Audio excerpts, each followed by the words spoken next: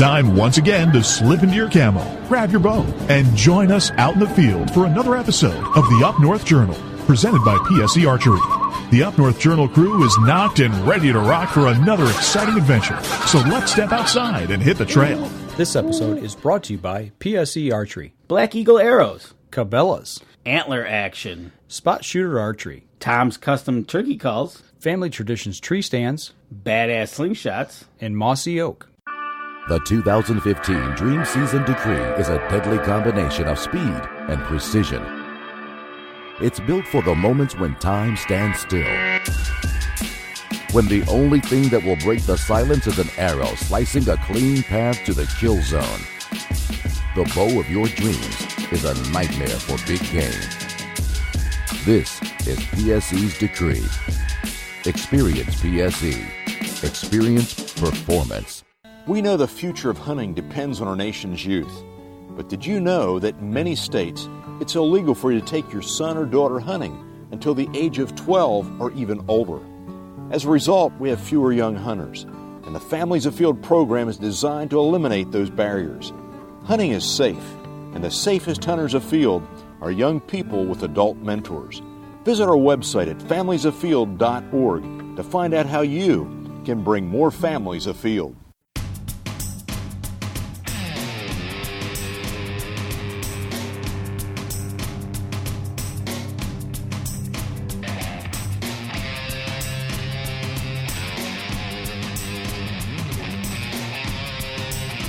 Dude, if you don't stop it, I'm going to tan your hide. Well, you'd be able to do it because you've done two. Hey, welcome back to another Minicast. We're going to talk about tanning hides tonight. The finishing up of the tanning of the hides. Yeah. You know, last time we talked about you getting to the process.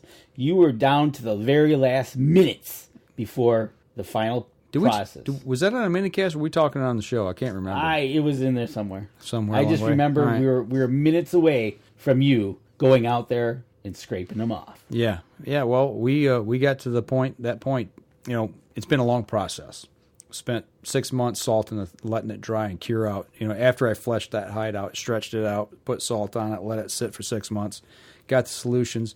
Biggest thing that I've learned, once you get to that point where you're actually going to start applying the tanning salts and everything, make sure you got plenty of time to finish the process. Block out the time to do this process. Because if you don't, you screw it up. There you go. And it's a step-by-step process that once you start it, you're not supposed to stop it. So you're telling me you should read all the directions first. Yeah. To block out your time. That'd be a good thing to do. Oh, reading directions. It helps. You know that. Yep. But you did make it to that point, and you left the show. You ran out of the cabin. You almost slammed my foot in the door so you could get out there because you needed to finish them up. Yeah. How was that last part of getting that stuff off? Because we went out there and you showed it to me, and how was that getting it off? It was still wet, you know, and it's supposed to be. Once you put once you get them to that point, you're ready to put the tanning solution or salt or crystals on there. It's a mixture of water, tanning crystals, and flour. So you're making it. It's not a paste. It's about the consistency of. It looked like Elmer's glue to me. At that point, it was. When I applied it, it was a lot runnier. It was like not quite as thick as ketchup. Okay. You know, and you could use like a trowel to smear it around and apply it. Okay. On the hide, on the skin side of the hide. And when you do that, you put a covering of plastic over it. You know, I took some garbage bags, split them open, laid them down. Well, yeah, it holds that moisture in. It needs to stay. Oh, it needs to stay moisturized. Yeah. Okay. So when I got done, we got to that process. When you left, I took the hides. They're on a 4x6 piece of Luan, and I turned them up sideways and leaned them up against something. So as I'm scraping the stuff off, it's hitting the floor. It's coming. You know, let gravity help. Yep, absolutely. Got it all cleaned off. It was soupy. It was a mess. You know, water's running out of it. You know, at that point. Yep. So wear some old clothes. Wear some old shoes. Yeah, because it gets all over. Got them all cleaned up, and at that point, after you do that, you kind of wipe any remaining residue off. Just with a rag? Yeah. Okay. A well-wet rag. You just get it damp, you know.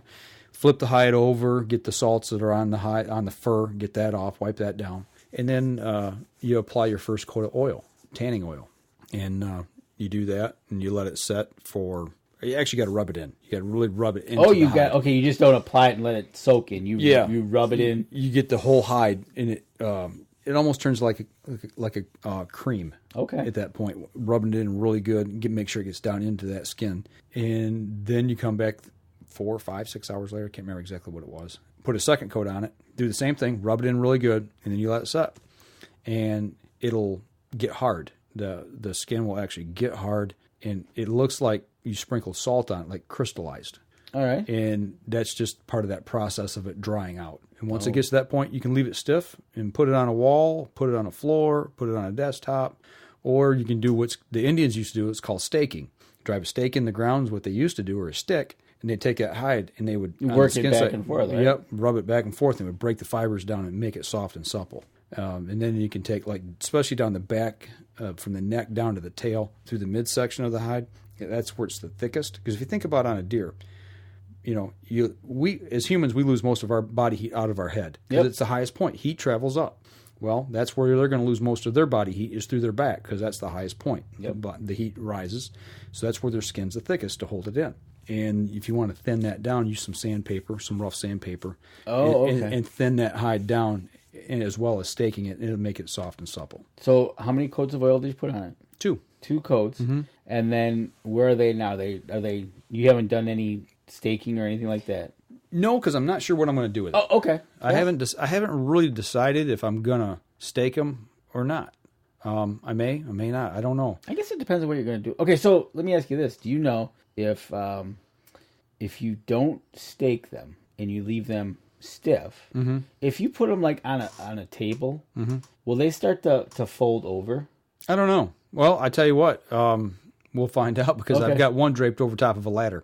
Oh, okay. So all right. It's going to be U-shaped. Okay. Yeah. No, I was just thinking about that. I'm like, well, when you said they stay stiff, and if you don't break down, does gravity break them down? Yeah, I imagine they'll probably curve a little or form to whatever with the gravity. But yeah, because if you put it on a wall, yeah, it'd be all right. Yeah, but if you did like a half of a table, but you think, like a pair of leather gloves, how they're soft and supple. Yep. That's what the staking does, and the sanding of the thinning of that hide. You need to thin that hide down to make it soft and pliable. So yep. Do you know what you're going to do with these 2 hides? Well, one's my daughter's. Does she know what she's going to do with her hide?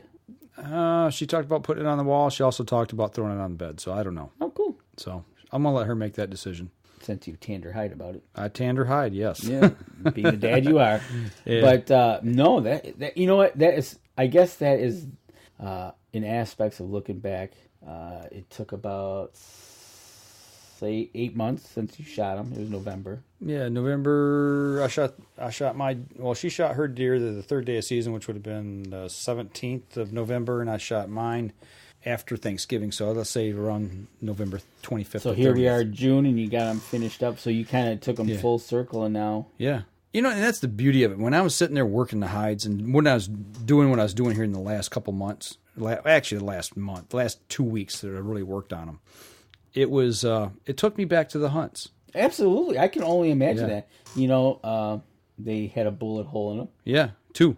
Yeah, entry and exit wound. They had the different aspects of, you see the bullet holes, and you remember it. Remember back when. Yep. And then you look at it, and what other aspects of the animal that you might remember. Yeah, to all the meat you put on the table. All the meat you put on the table. Yeah. If there was any markings on the deer. Yeah, yep. Like you got that one deer that cool doe socks. I seen her this weekend. Did you? Yes. She's turning out very nice. That would be an interesting. To me, that'd be an interesting. It would be a really great hide, but I can't bring myself to shoot that deer. And I told my camp manager, we were sitting there last night. We were sitting on the back porch watching that deer, and she was probably 150 yards away, 150. And you knew exactly who it was. Yeah. Oh, she stood out like a sore thumb. He says, "Hey, there's." And I said, "Yep, there's Socks." I tried taking a picture, but she got behind a tree too quick. But I do have her on trail cam. I got some really good pictures on trail camera. But I told him, I said, I truly hope that deer becomes a camp icon and nobody shoots her. Now, do you know if she's had offspring? She was a yearling last year, or was she been a fawn? I'm trying to remember.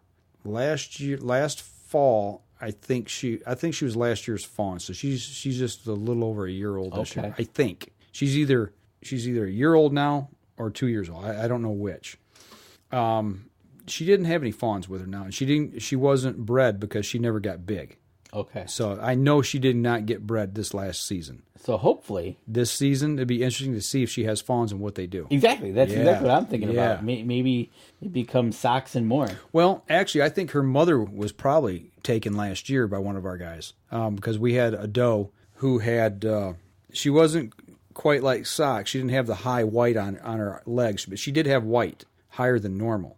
And if I remember right, she had a side patch of white okay. too. So the genetics might be in there. Yeah, yeah. We're absolutely. thinking that might have been her mom. And she was an old doe. Was she? Yeah. So I think she was like 7. Ooh. Yeah, she was pretty old. So yeah, it'd be interesting to see. But yeah, I hope she becomes a camp icon. And it's just one of them things that we can. Hey, yeah, I saw Socks this week when I was up. It's one of them things that I don't know. It's kind of cool. It is, and that's one thing. Going back, the cool factor of you being able to do your own hide. Mm-hmm. That is so cool. So, matter of fact, you want to go out and check them out? Yeah, let's go check them out. All right. Well, that'll do it for this minicast. This episode was brought to you by PSE Archery, Black Eagle Arrows, Cabela's, Antler Action, Spot Shooter Archery, Tom's Custom Turkey Calls, Family Traditions Tree Stands, Badass Slingshots, and Mossy Oak. Thanks for listening, and join us again here next week. Until then, remember, as we always like to say, if you're out on the water or in the woods, shoot straight and be safe. Until next week on the Up North Journal.